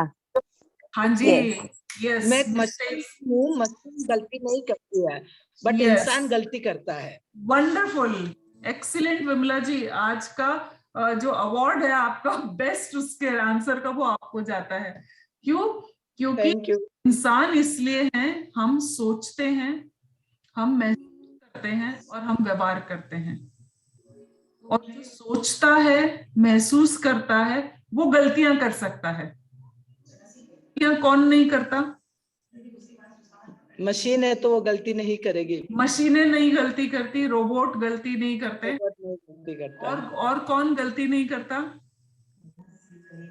जो महसूस ही नहीं करेगा, सोचेगा वो क्या- भगवान गलती नहीं करते। भगवान गलती नहीं करते, जिनसे हम बहुत डरते हैं। ठीक है, हम भगवान से बहुत डरते हैं ना। यस, है ना? वो Yes. गलती नहीं करता। वो क्यों नहीं करता? क्योंकि वो सर्वशक्तिमान है, उसके पास सब कुछ है, वो नहीं कर सकता गलती। वो सर्वशक्तिमान इमोशंस को कॉन्कर कर लिया है। हाँ जी, सॉरी, उन्होंने अपने सारे इमोशंस को कॉन्कर कर लिया। उन्हें न राग है, न द्वेष है, न गुस्सा है, भय है, कुछ भी नहीं है। जी, गॉड बिल्कुल, किसी का डर ही नहीं है। वंडरफुल। वो इसीलिए गॉड है कि उनके पास इमोशन नहीं है, उनके पास थॉट्स नहीं है, उनके पास बोलने के लिए जुबान नहीं है। ठीक है, वो इसीलिए भगवान है। हमने यस माना है ना? वो इसलिए गलती नहीं करते। तो हम गलती क्यों करते हैं? क्योंकि हम इंसान हैं। ठीक है, और accept yourself as a human being. हम अपने आप को इंसान जैसे मानना शुरू कर दें, और जो हमसे गलतियां हो रही है उससे कुछ सीखे। उन गलतियों से कब नहीं डरेंगे? जब हम ये मानेंगे कि यार इंसान हूँ, गलती तो मुझसे ही होगी। एक्सेप्ट सकते हैं। और जब ये थॉट आएगा तो आप क्या नया काम करने या किसी काम करने से डरेंगे क्या? नहीं। हो गई तो हो गई गलती, इस गलती से हम सीखेंगे। जैसे ये थॉट आया, आपका डर, चिंता आपकी ऑटोमेटिकली खत्म हो गई। ठीक है, बेसिकली हम यहाँ कौन सा थॉट काम करता है? अगर मुझसे गलती हो गई तो मैं बेकार हूं, मैं वर्थलेस हूं, मेरी कोई वैल्यू नहीं है, लोग मेरे बारे में क्या सोचेंगे, मैं मेरे से सहन ही नहीं कर सकती। ठीक है, और मुझसे गलती होनी नहीं चाहिए। कुछ ये जो विचार है ये हमें डिसफंक्शनल बनाते हैं। ठीक है, तो accept yourself as a human being कि मैं एक इंसान हूं और मुझसे गलती हो सकती है। Nobody is perfect. कोई भी परफेक्ट। और जैसे ही हम इस स्टेटमेंट को अपने साथ डालते हैं, जिन्होंने मुझे बताया था कि गलती करने से डर लगता है, इस थॉट को एक बार बोल के देखिए, फिर बताइए मुझे कि डर कितना बचता है आपका। एक बार, दो बार बोल के देखिए कि यार गलती मुझसे, इंसान हूं, गलती तो होगी या हो सकती है मुझसे गलती, तो वो डर ऑटोमेटिकली आपका कम हो जाएगा। राइट? एंड अगला जो स्टेप होता है, बी माइंडफुल। माइंडफुल मतलब क्या होता है? आजकल बड़ा फैशन है माइंडफुलनेस, मेडिटेशन और ये सारी बातें बहुत हो रही है इस समय। ठीक है, तो माइंडफुलनेस का मतलब क्या होता है? पूरी तरह जागरूक रहना, प्रेजेंट में जागरूक रहना, प्रेजेंट में रहना। माइंडफुलनेस का मतलब होता है बीइंग प्रेजेंट। जब हम चिंता करते हैं तो हम प्रेजेंट में होते हैं क्या? नहीं ना।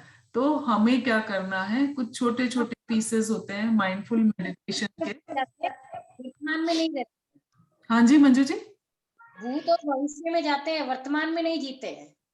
हाँ, तो आज से वर्तमान में जीना शुरू कर दीजिए, बहुत आसान हो जाएगी जिंदगी, बहुत खुशनुमा हो जाएगी। वर्तमान में जीना तो सिखाइए पहले। है, जीना नहीं सीखा। वर्तमान में जीना जिस दिन शुरू कर देंगे, उस दिन से सारी चिंताएं, सारे डर आपके ऑटोमेटिकली डील हो जाएंगे। आपको कुछ करने की जरूरत नहीं है। माइंडफुलनेस के लिए कुछ कुछ छोटे छोटे पीसेस है जो आप अपने प्रेक्षा ध्यान के दौरान भी हम बहुत सारे एक्टिविटीज करते हैं। ठीक है, प्रेक्षा ध्यान के अलावा माइंडफुल मेडिटेशन के पीसेस आपको बहुत सारे मिलेंगे, जिसमें कोई आवश्यक नहीं है कि आप कोई उपक्रम करें, कोई सिटिंग पोजीशन ले, कि कोई स्पेशल वो कुछ करें। सिंपली है आपको ब्रीथ पे फोकस करना है। 1 मिनट, 5 मिनट, मतलब ये कोई ऐसा नहीं कि आधा घंटा 1 घंटा लगता है। 1 मिनट का माइंडफुल मेडिटेशन भी होता है, 3 मिनट का भी, 5 मिनट का भी, और आपकी आवश्यकता अनुसार उसको चेंज भी किया जा सकता है। पर ये माइंडफुल मेडिटेशन जो है, ये हमें प्रेजेंट में अपने माइंड को रखना और एक्ट करना हमको प्रेरित करता है और सिखाता है। तो माइंडफुलनेस के साथ आप काम करें। और एक डीप ब्रीदिंग एक्सरसाइज है जो मैं आपको बताती हूँ, उसको भी आप प्रयोग में ला सकते हैं जब जब हमारा डर या चिंता हमको परेशान करने लगती है। तो और उस ब्रीदिंग एक्सरसाइज को करना कैसे होता है, सिंपल है। आपको बैकबोन अपनी स्ट्रेट रखनी है, चाहे आप सुपाइन पोजीशन में हो, चाहे आप खड़े हो, चाहे आप गाड़ी ड्राइव कर रहे हो, चाहे आप कुकिंग कर रहे हो, कोई सा भी काम कर रहे हो, बस सिंपली अपनी बैकबोन को स्ट्रेट रखना है और नाक से सांस को इनहेल करना है नॉर्मल पेस में। कोई प्रेशर नहीं देना है आपको, सांस को नाभि तक लेके जाना है, नाक से इनहेल करना है और मुंह से एक्सहेल करना है। अगर चाहो तो मुझे देख सकते हो, मैं एक डेमो आपको करके दिखाती हूँ। मैं नाक से इनहेल करूंगी और मुंह से छोड़ूंगी, ठीक है। और जितनी लंबी सांस को मैं लूंगी उससे ज्यादा देर तक मुझे छोड़नी है। सिंपल ये एक ब्रीदिंग एक्सरसाइज है जो चिंता से इमीडिएटली हम छुटकारा दिलाती है, ठीक है। नाक से आप मुझे ऑब्जर्व करिए, मैं नाक से इनहेल कर रही हूँ,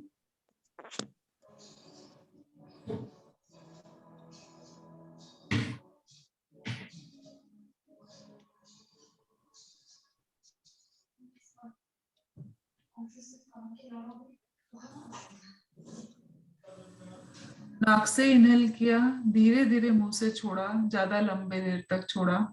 और ये जब आप एक बार करते हैं तो मिनिमम 5 टाइम्स आप उसको करें।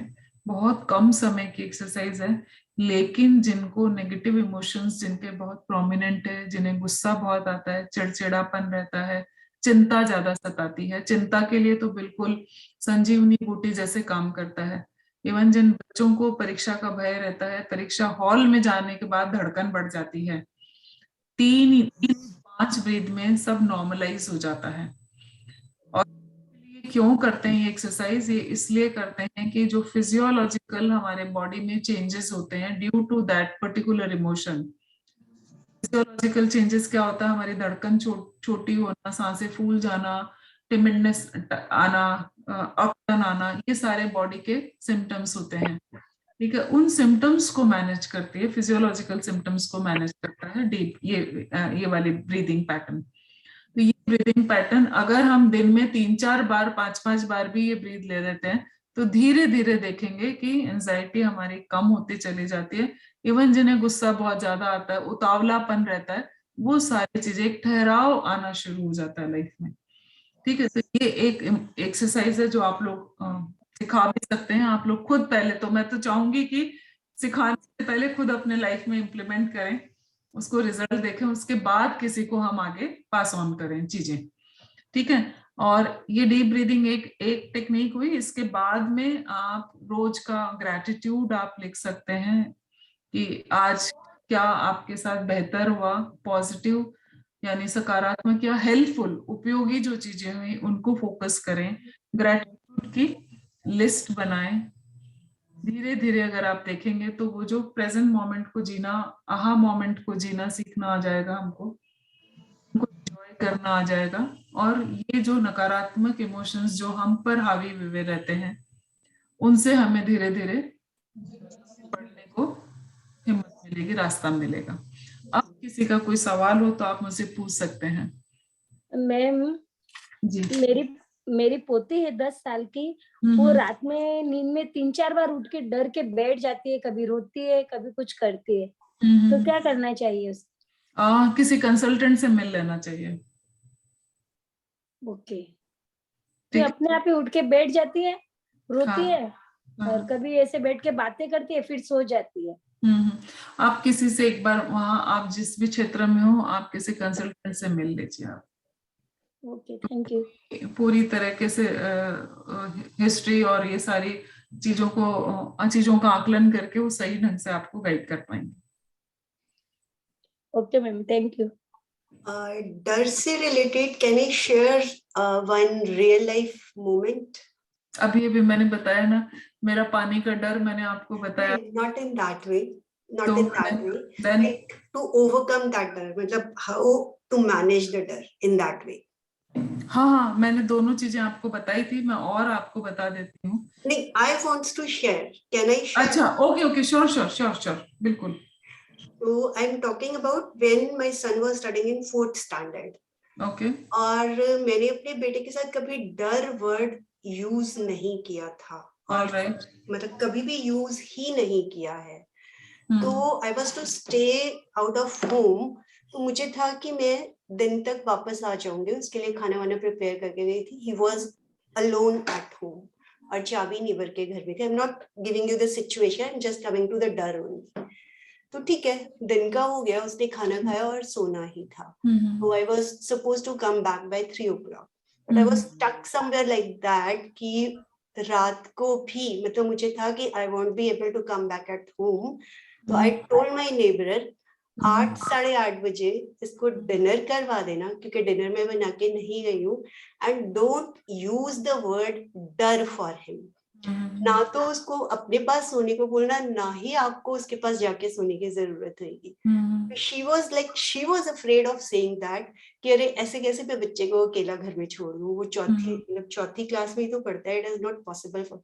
मैं कहा नहीं, आप सिर्फ खाना खिला के उसको घर भेज देना, हम दोनों आमने सामने ही रहते थे। And don't use the word डर फॉर हिम, क्योंकि मैंने आज तक उसके लिए यूज नहीं किया है। और बोलना जाके सो जाओ, मम्मा आ जाएगी। Then she didn't use the word dar, but she was afraid of doing that thing. तो खाना खिला के मैंने कहा उसको घर पे छोड़ के आप बाहर से लॉक करके चाबी अपने पास रख लेना। She did that in his dar, but he was not afraid of anything. So I came back at 11 o'clock. She was still she was कि हाँ मुझे डर लग रहा था कि मैंने इसको अकेले छोड़ा। मैंने कहा डरने की जरूरत ही नहीं है। And now he is 28 years young, but there is no डर in his life.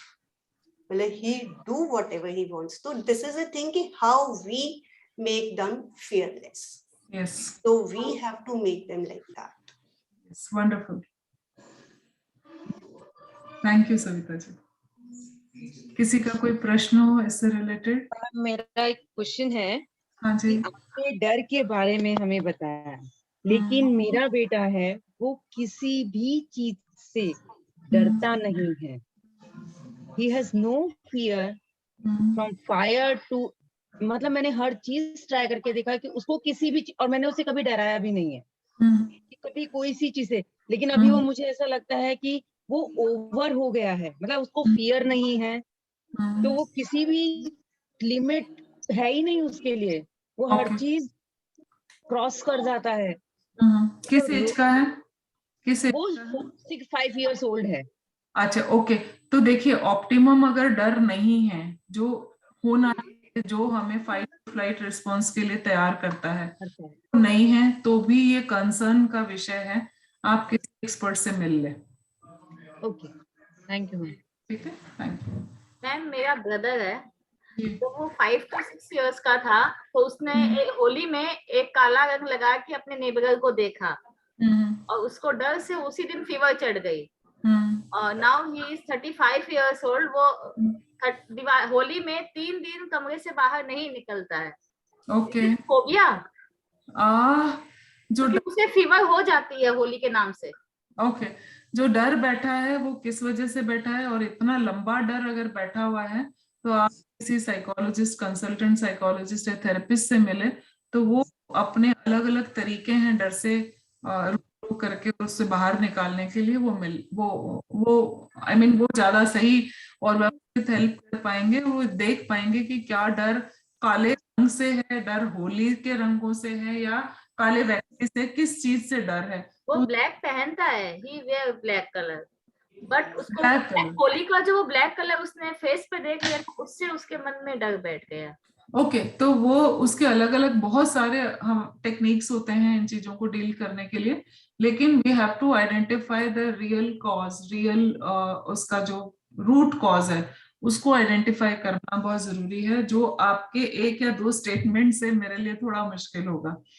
आपको सजेस्ट करूंगी, और लंबा डर बना हुआ है, मतलब बहुत लंबा 35 साल तक भी अगर बना हुआ है, तो आप किसी से जरूर उनसे मिलवाएं। राजेंद्र भाई साहब, हमारे पास टाइम है क्या? जी विमला जी। हाँ मैम, मैं ये कहना चाहती हूँ कि जिससे आपने बताया कि बच्चों को डराना नहीं चाहिए, भी भूत आ जाएगा या पुलिस आ जाएगी या कुछ ऐसा जो भी है, तो जब बच्चे बहुत ज्यादा शैतान होते हैं तो उनको किस तरह से कंट्रोल करें फिर? देखिए, शैतानी पहले तो हमको डिफाइन करने की, शैतानी बेसिकली व्यवहारिक समस्या है या उनकी अति चंचलता है। ठीक है, दो अलग अलग कारण होते हैं। जो व्यवहारिक समस्याएं होती है जिसके लिए कहीं ना कहीं हमारा इनपुट उनको व्यवस्थित ढंग से हम देने में सक्षम नहीं होते हैं। अगर उनके अंदर अति चंचलता है तो उसको हमें अलग ढंग से डील करना होगा। ठीक है, तो व्यवहार के माध्यम से अगर आप देख रहे हैं कि व्यवहारिक है, टेम्पर टेंट्रम्स वो कर रहा है, आपका ध्यान आकर्षित करने के लिए अगर वो ऐसा व्यवहार कर रहा है तो आप उनको डील करें डराने की बजाय। नहीं वो ठीक है, पर ओवर चंचल जैसे हम बोल सकते हैं कि मतलब कहीं कुछ वो तोड़ दिया, वो फोड़ दिया, वो ऊपर चढ़ गया, नीचे चढ़ गया, ऐसी शैतानी जो अगर करता है बच्चा, उसको तो किस तरह से हम कंट्रोल कर सकते हैं? वो देखिए, कंट्रोल किसी भी चीज को नहीं करना होता है। कंट्रोल शब्द अपनी जिंदगी से हट जाना चाहिए, है ना। हम किसी को भी नहीं कर सकते हैं, हमें मैनेज करना होता है। तो मैनेज जो है उसकी अति चंचलता को मैनेज करना है, एक्टिविटी को मैनेज करना है। ठीक है, अब हाइपर एक्टिविटी को मैनेज करने के लिए क्या होगा, जो उसका एक्टिविटी लेवल है उसको चैनलाइज करना होगा। जैसे ही आप चैनलाइज करेंगे वो धीरे धीरे अति चंचलता उसकी कम होती चली जाएगी। तो यहाँ डर की जरूरत नहीं है हमको। अभी अब थोड़ा टाइम हो गया है। हाँ जी, हाँ, मैं यही जानना चाह रही थी आपसे। कंक्लूड कर दीजिए प्लीज। जी, लेक्चर से रिलेटेड एक क्वेश्चन है, मैं पूछ सकती हूँ? लेक्चर से रिलेटेड है सिर्फ, अगर आपकी आज्ञा है तो। हाँ बोलिए। मैम, जैसे आपने एक बात बोली कि भाई हमें जो ह्यूमन नेचर है उसे एक्सेप्ट करना है, लेकिन जो रिपीटेटिव मिस्टेक्स करते हैं तो उसे किस कैटेगरी में रखेंगे हम? एंजाइटी में या फियर में? मतलब ये क्लियर नहीं हुआ एक कंसेप्ट मुझे। ओके, रेपिटेटिव मिस्टेक्स से क्या मीनिंग है आपका? मतलब एक जैसे हम लोग टेकन फॉर ग्रांटेड ले लेते हैं ना, कोई बात नहीं है, मिस्टेक ही तो हुई है, ये हो गई, कोई बात नहीं है, उससे सीखते नहीं हैं, उससे हम सीख नहीं रहे हैं, दूसरी मिस्टेक के लिए तैयार हो जाते हैं। कुछ ऐसे भी नेचर्स होते हैं, तो कैटेगरी में आएगा ये क्वेश्चन? हाँ, ये अच्छा सवाल है। ये कैटेगरी में हमें डालने की जरूरत नहीं है। रिपीटेटिव मिस्टेक्स जो हो रही है, सबसे पहले हमको देखना है कि जो रिपीटेटिव मिस्टेक कर रहा है उसकी एज ग्रुप क्या है। ठीक है, जो सीखने में 2 या 3 रिपीटेशन चाहिए, किसी को 5 या 7 रिपीटेशन चाहिए। ठीक है, अगर उससे ज्यादा रिपीटेशन कोई ले रहा है तो आप किसी प्रोफेशनल से कंसल्ट कर लें। और हमारे एज के लोग, हमारे लिए बात कर रहे हैं आप लोग जिस एज के दिख रहे हैं उस एज में भी अगर रिपीटेटिव मिस्टेक हो रही है तो there may be some problem with behavioural issues. उनके अपने कुछ प्रॉब्लम्स, कॉम्प्लेक्सेस होंगे, उनके अपने कुछ इश्यूज होंगे जिसकी वजह से वो फोकस नहीं कर पा रहे होंगे।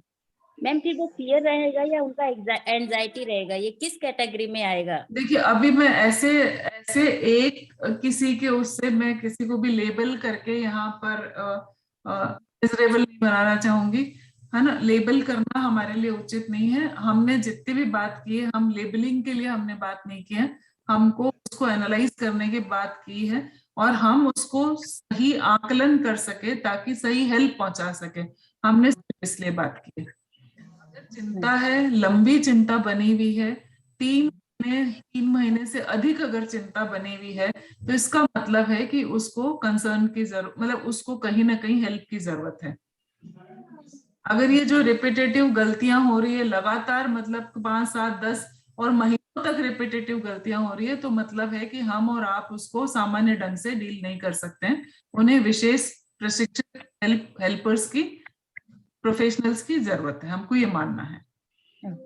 जो फियर है उसको ओवरकम हम कर सकते हैं। ठीक है जी। सो अभी अगर हम कंक्लूड करते हैं तो हमने फियर को जाना, व्हाट इज फियर, फियर और एंजाइटी में फर्क क्या होता है, फिजियोलॉजिकल रिएक्शन सेंसेशंस क्या होते हैं। ठीक है, और फिर हम कैसे आइडेंटिफाई करें अपने फियर को मैंने सिर्फ एक टेक्निक हमने डिस्कस की है कि अपने फियर को आइडेंटिफाई करना, एक्चुअल फियर को, उसके लूप में गए हुए थॉट्स और बिहेवियर को नहीं देखना है, क्योंकि अगर हम उसको देखते हैं तो हम फियर को कभी भी एनकाउंटर नहीं कर सकेंगे, ठीक है। और उसके बाद में हम उस फियर को आइडेंटिफाई करके फेस करें, हम क्या कर सकते हैं उससे निपटने के लिए अपने आप को पूछें। अगर मुझे ड्राइविंग से डर लग रहा है तो उस ड्राइविंग के डर को निकालने के लिए मैं क्या कर सकती हूँ? क्या मैं ड्राइविंग सीट के बाजू में बैठ के कुछ समय जा सकती हूँ, या मैं किसी एक्सपर्ट को मेरे साथ बैठा के मैं ड्राइव कर सकती हूँ? बेस्ट ऑप्शंस है उसके लिए, उसको लिस्ट आउट करें, और आप लिस्ट आउट करेंगे तो आपको समझ में आ जाएगा, अरे तो बहुत छोटी सी चीज है, इसको मैं कर सकती हूँ। उसके बाद थर्ड स्टेप होती है कि वर्स्ट पॉसिबल केस सिनारियो को आप विजुअलाइज कर लें कि वर्स्ट पॉसिबल आउटकम क्या हो सकता है, ठीक है।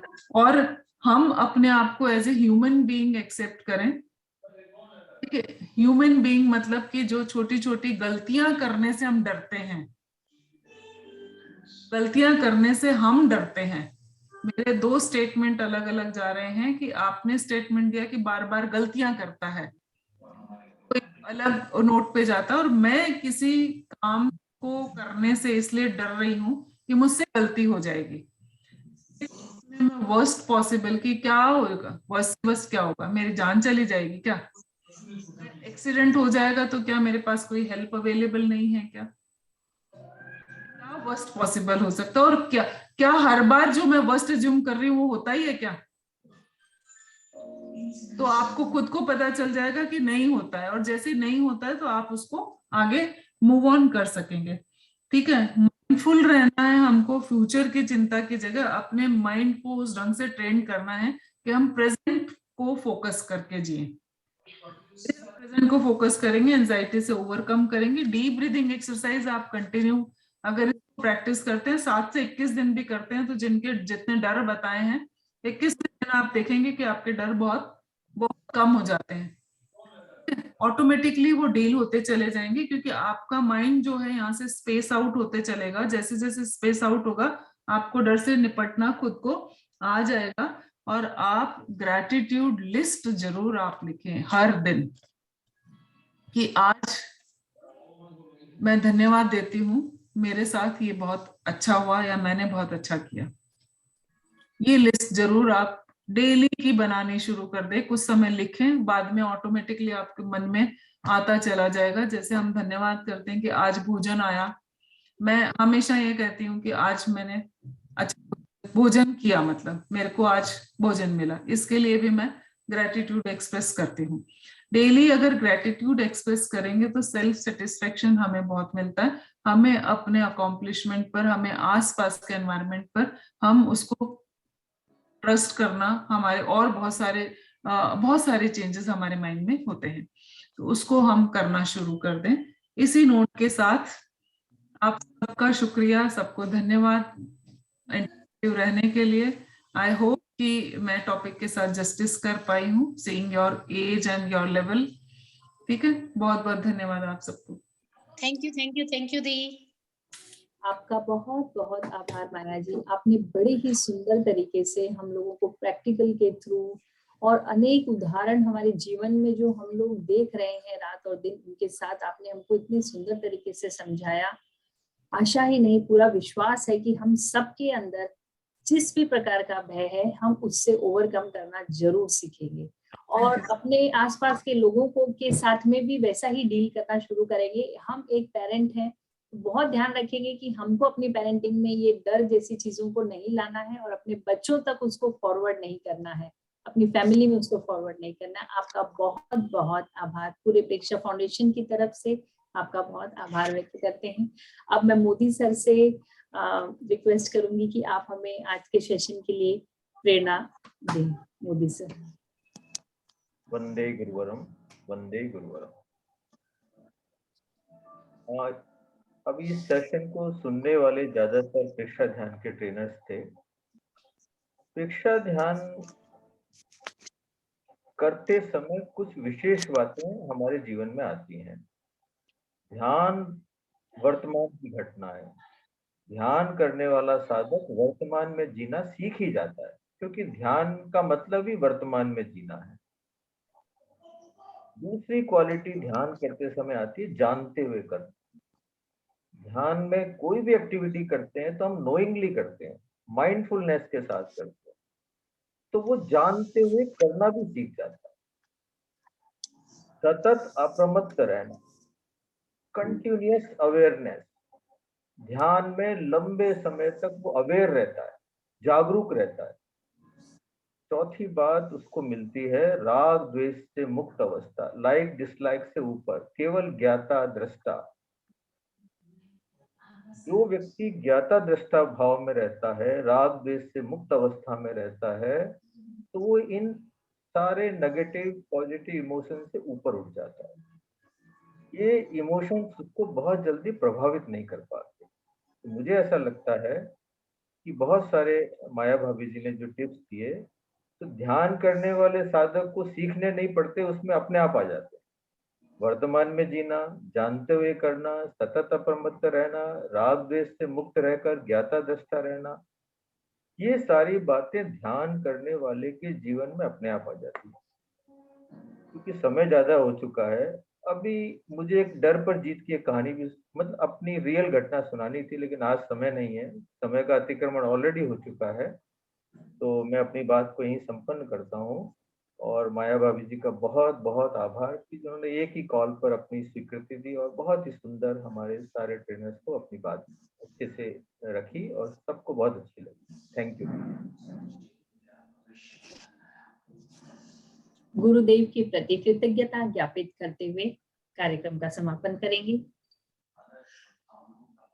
कृतज्ञोष्मि, हम सब पूज्य गुरुदेव के प्रति आभारी हैं।